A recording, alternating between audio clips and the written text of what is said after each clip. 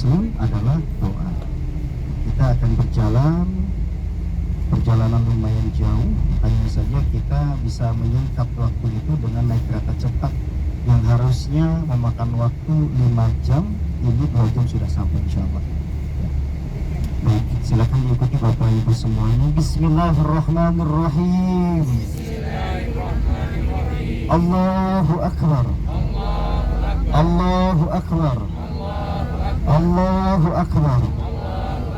Subhanallazi sakhkhara lana hadza wa ma kunna lahu muqrinin wa inna ila rabbina lamunqalibun.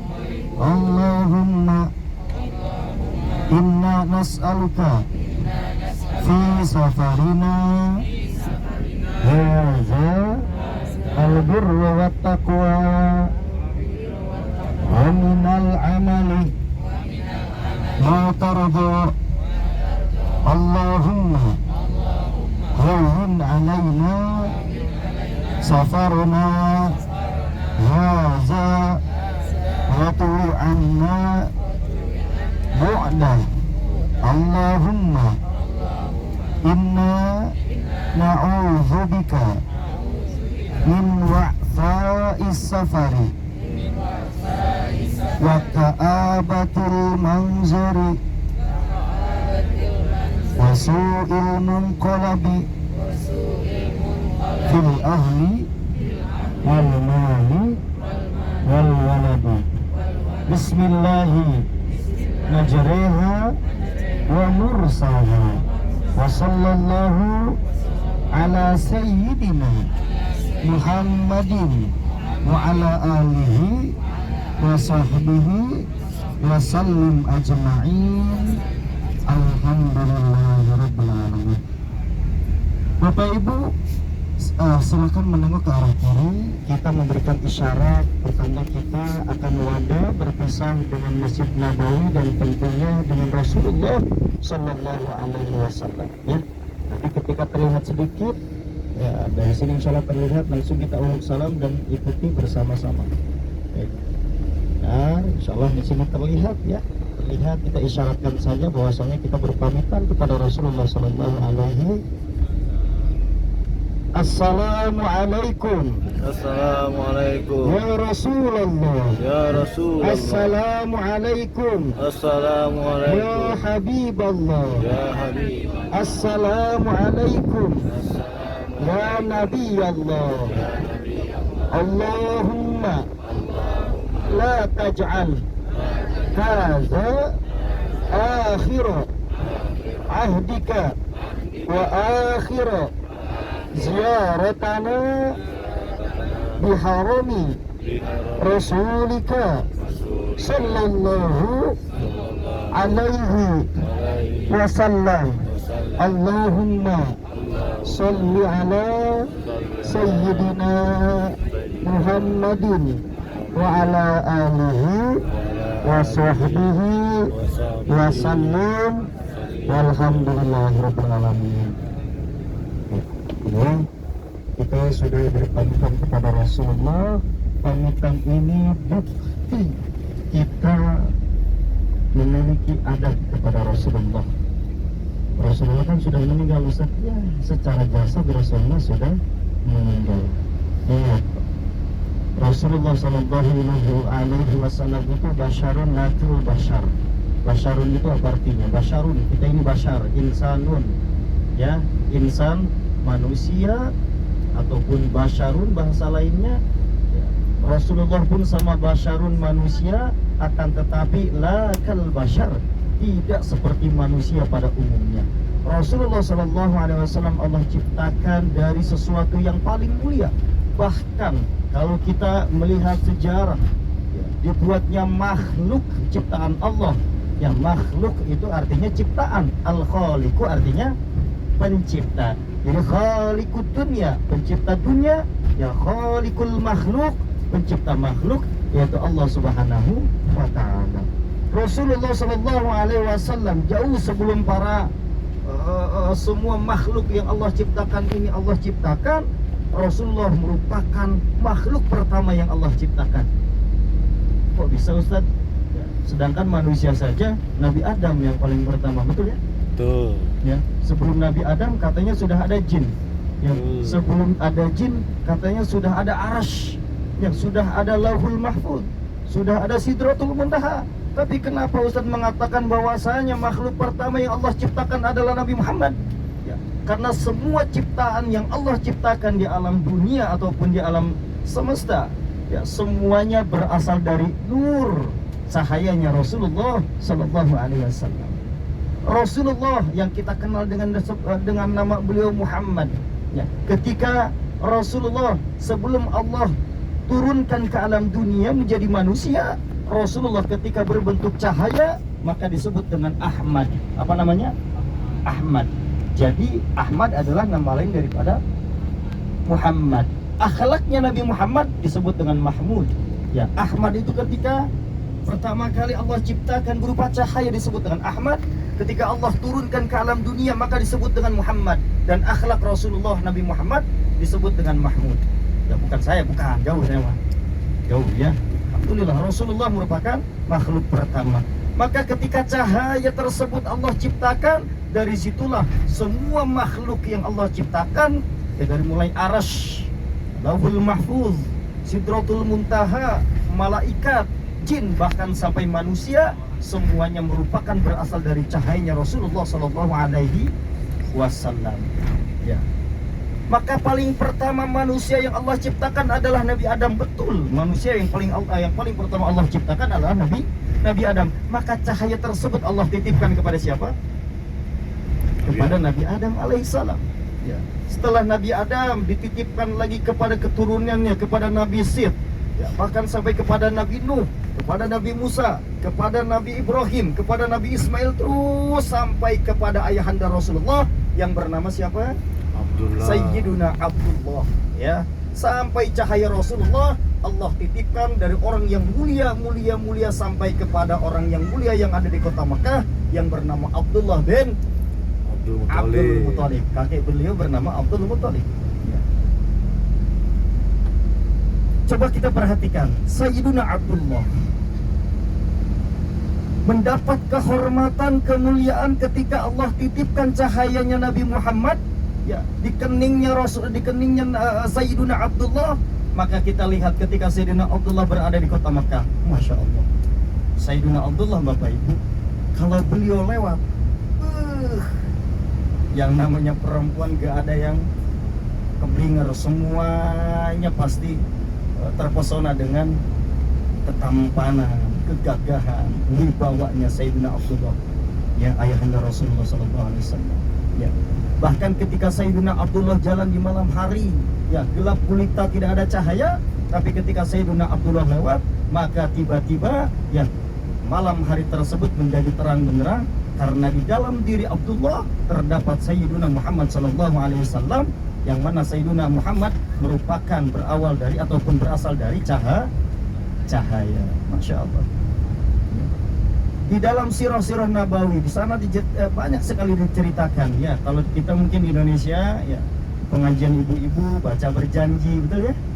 Ya, ada kita berjanji, al jannatu wa na'imuha sa'adun liman yusalli, nah itu berjanji. Ada juga kitab Simtud Duror, ya. Ada lagi kitab apa? Ya, jangan ngaji, jangan. Banyak kitab sirah-sirah yang ringkas, tetapi di sana diceritakan bagaimana sosok Sayyidina Abdullah, ya, ayahanda daripada Nabi Muhammad SAW. Ya.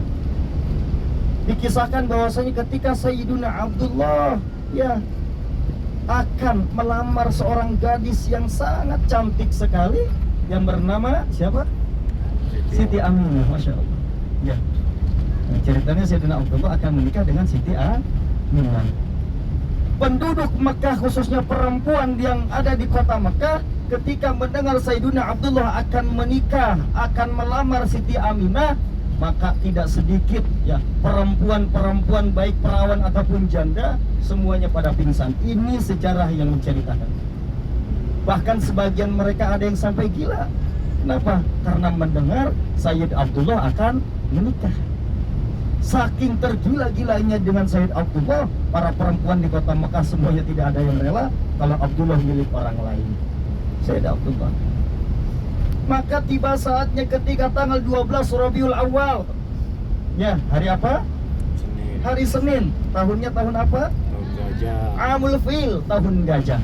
Ustaz, kenapa disebut dengan tahun gajah? Kenapa Bapak Ibu? Karena Kendaraan kota Mekah. karena ada pasukan gajah yang dipimpin oleh raja yang sangat zalim dari Habasyah sana yang bernama siapa? Abraha yang akan menyerang kota Mekah, begitu juga Ka'bah. Karena Abraha ini sangat sekali iri dan dengki kepada penduduk Mekah. Kok bisa orang dari seluruh dunia itu berkumpul di satu tempat yang disebut dengan Mekah? Emang ada apa di Mekah? Ya, ternyata di Mekah ada Ka'bah.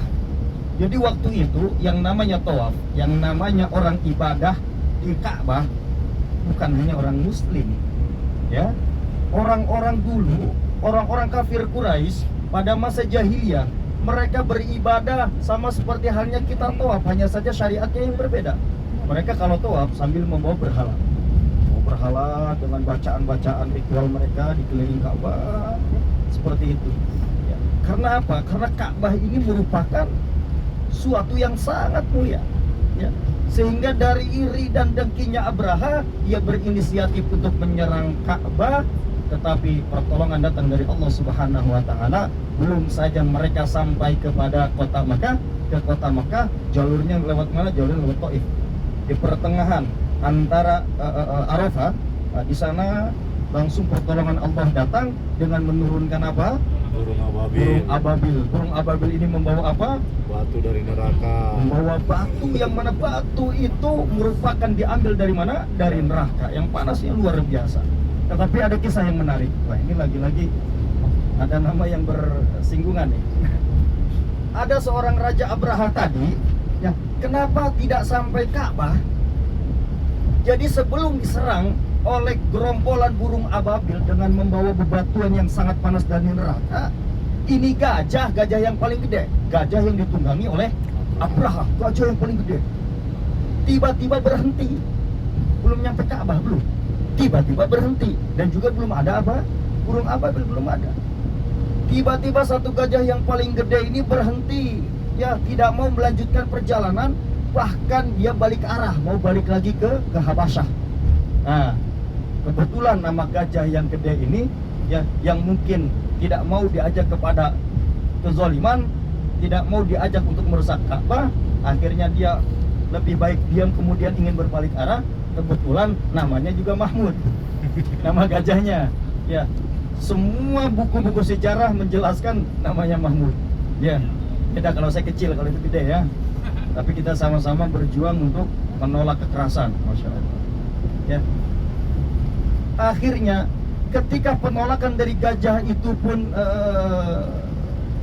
yang mana akan balik lagi ke kota Habasyah, ya, dari situlah pertolongan Allah pun ditambah lagi dengan mendatangkan apa? Burung ababil, sehingga bisa membunuh, hanguskan semua pasukan-pasukan bergajah. Ya, pada saat itu juga Rasulullah SAW, ya, dari rahim seorang perempuan yang sangat mulia, dari Siti Aminah, maka lahirlah sosok yang mulia juga, ya, tepat pada tahun gajah, karena tepat pada peristiwa penyerbuan Abraha ke kota Mekah. Kota Madinah. Sekarang kita sedikit mengulas kota Madinah. Ya, 3 hari ini kita tidak ada habisnya bertabaruk, mentadaburi kota yang sangat luar biasa, kota yang mulia, karena di dalamnya berada sosok yang mulia, Nabi Muhammad SAW. Sekarang nanti, ya, ketika sampai Mekah, insya Allah kita akan bisa membandingkan Masjid Birali. Kita bisa membandingkan bagaimana penduduk Mekah dengan Madinah. Lihat kemarinnya di Mekah, di Madinahnya nyaman, tenang, ya, adem, nggak ada yang berisik meskipun cuaca panas. Ya, mohon maaf, Mekah, penduduk Mekah dengan penduduk Madinah itu berbeda. Kita bisa melihat ini ketika perjuangan Rasulullah SAW di Mekah. Ya. Maka dikatakan tidak mungkin seorang nabi dan rasul itu diutus kepada suatu kaum kecuali kaum tersebut durhaka dan ingkar kepada Allah Subhanahu wa taala.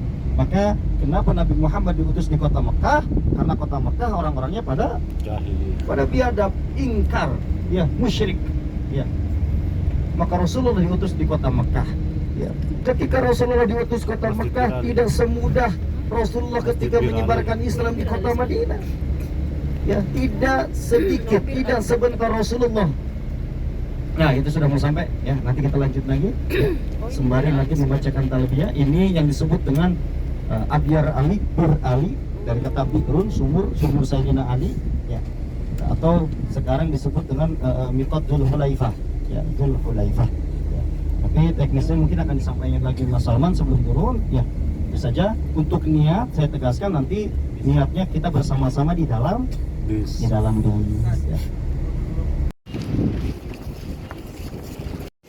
Jadi kita udah sampai di Masjid Bir Ali untuk ngambil mikot.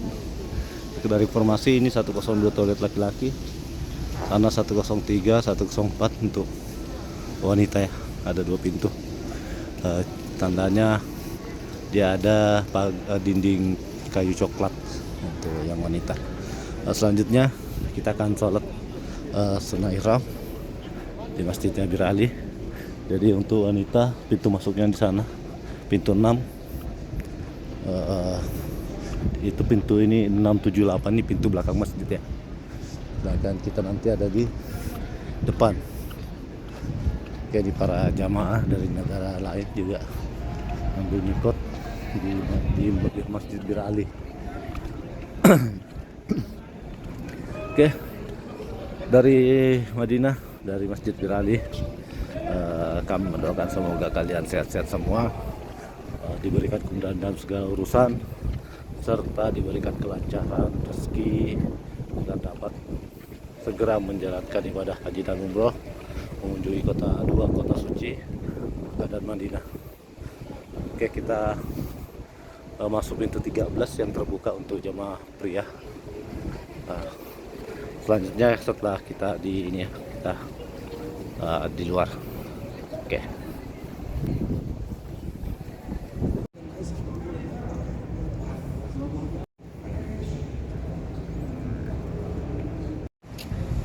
Oke, kita udah tadi sholat sunnah ihram. Jadi sekedar informasi di pekarangan Masjid Bir Ali banyak anggur lagi masa-masa ini. Kalau dia anggur, sorry, kurma, maksudnya kurma. Jadi di musim panas gini lagi matang-matangnya kurma nih, matang semua. Jadi ikat biar nggak jatuh. Matang semua. Oke, setelah kita sholat ihram di Masjid Bir Ali, kita kembali ke base untuk berniat mikot di sini. Jadi kita berniat di atas kendaraan. Oke.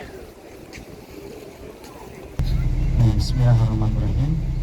Bapak Ibu semuanya, sebelum memulai niat, mari kita sama-sama beristighfar, mohon ampun kepada Allah, meminta diikhlaskan semuanya, dilapangkan hati kita ya. Jangan dulu berpikir yang macam-macam, jangan dulu berpikir duniawi. Semua permasalahan yang ada dilupakan sejenak, pusatkan pikiran kita hanya kepada Allah Subhanahu wa ta'ala.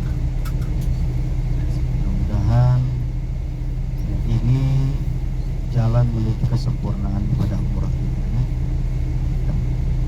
Hatinya dijaga ya, hatinya dijaga, jangan sampai berpikiran yang macam-macam ya.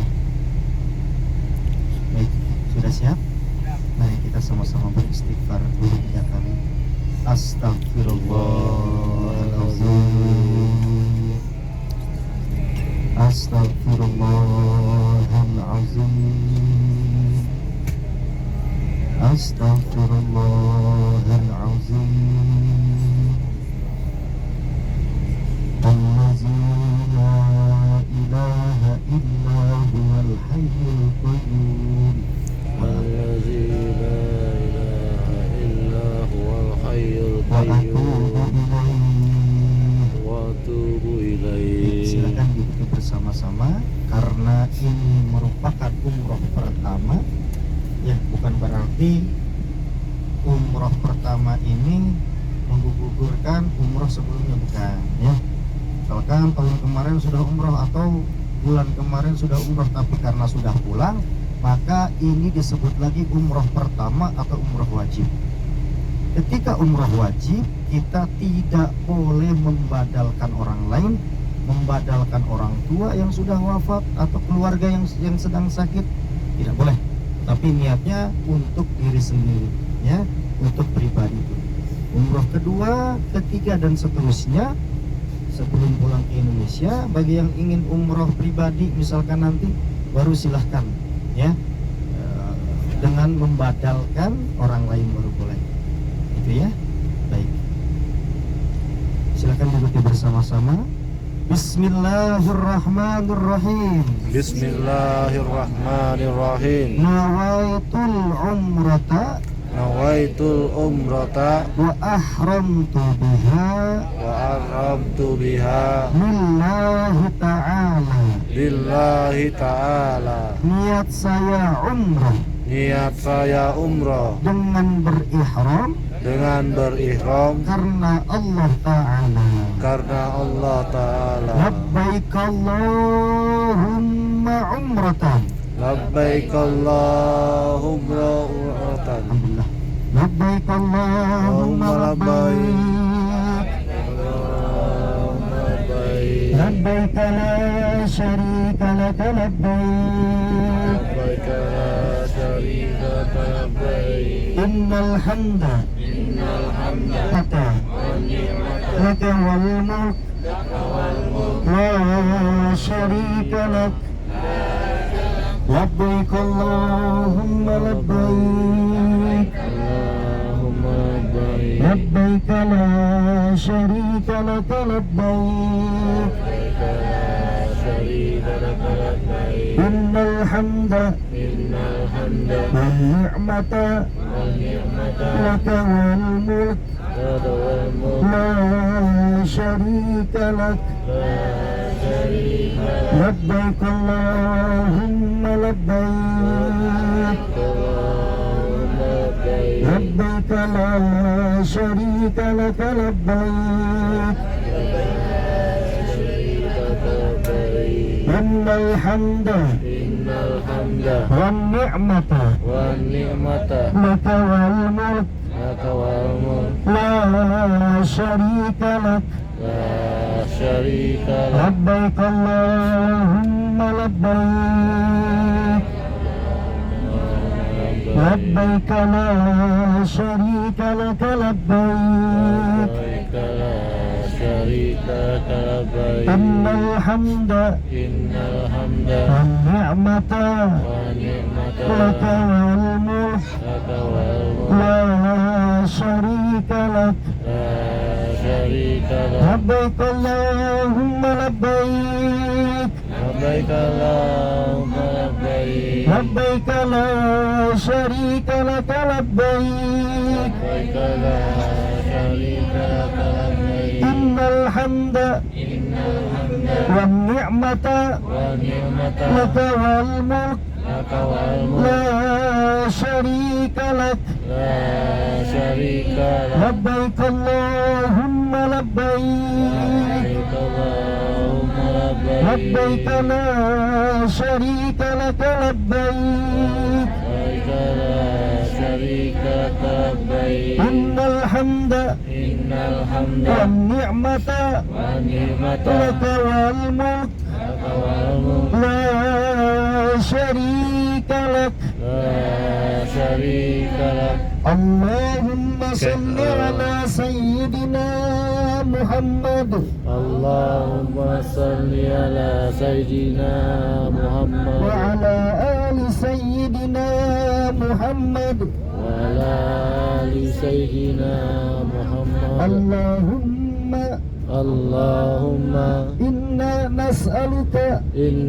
نسألك رضاك والجنة ونعوذ بك من سخطك والنار. ربنا آتنا في الدنيا حسنة وفي الآخرة حسنة وقنا عذاب النار وأدخلنا الجنة مع الأبرار. يا عزيز يا غفار يا رب العالمين. لبيك اللهم Oke, kita udah ngambil niat dan udah berniat di perjalanan ke atas bis tadi. Jadi sekarang kita menuju ke stasiun kereta api cepat menuju kota suci Mekah. Selanjutnya kita lanjut di stasiunnya. Kalau ada dokumentasi yang bisa kita bagikan. Oke, lanjut.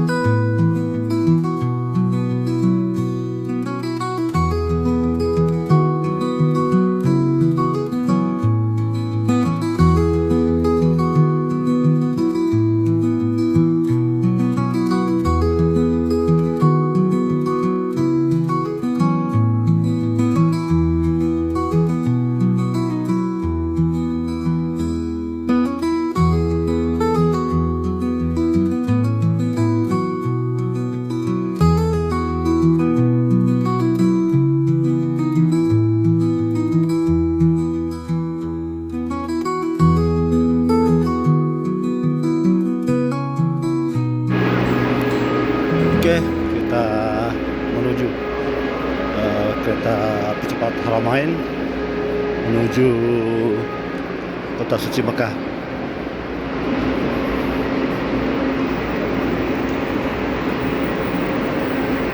Jadi estimasi perjalanan sekitar 2 jam ya. 2 jam estimasi.